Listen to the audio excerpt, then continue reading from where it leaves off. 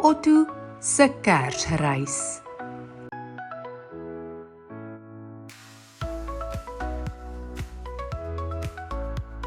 Jy luister na Klets in Afrikaans.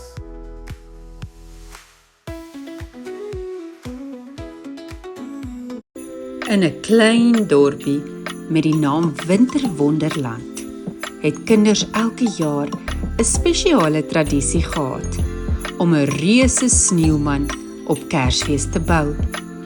Hierdie jaar was geen uitsondering nie. Hulle het 'n pragtige sneeuman gebou en hom Otto genoem.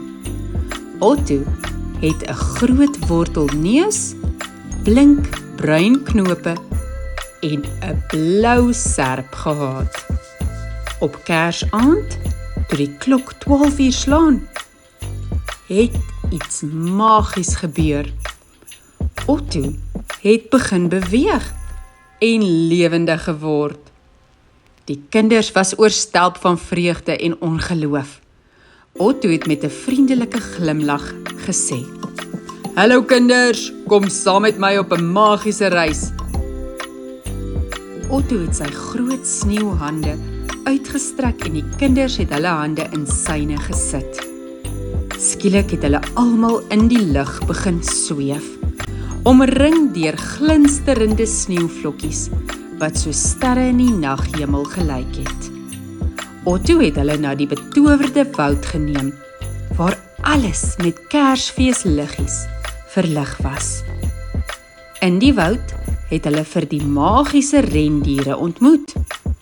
Die rendiere het vir die kinders gewys hoe om oor die sneeubedekte heuwels te gly. Otto het gelag en gesê: "Hierdie woud is vol verrassings. Kom ons gaan kyk wat nog vir ons wag." Hulle het deur die woud gestap en by 'n groot yspaleis uitgekom. Otto het hulle gelei na die paleis se ingang, waar 'n yskoningin hulle verwelkom het. Sy het 'n groot feesmaal vir hulle voorberei, met warm sjokolade en heerlike Kersfeeskoekies. Die kinders het gekyk hoe Otto en die yskoningin 'n pragtige ysdansery op die gevriesde meer uitgevoer het.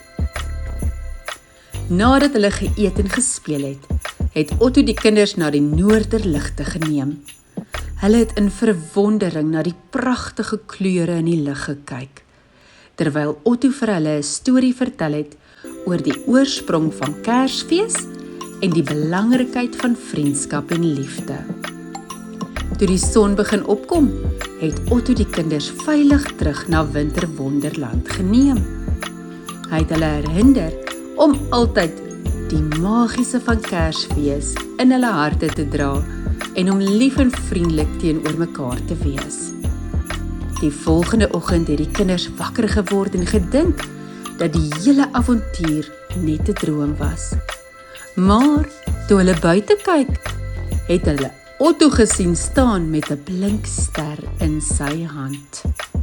Hulle het geweet dat die magiese reis werklik was en dat Otto altyd 'n baie spesiale plek in hul harte sou hê.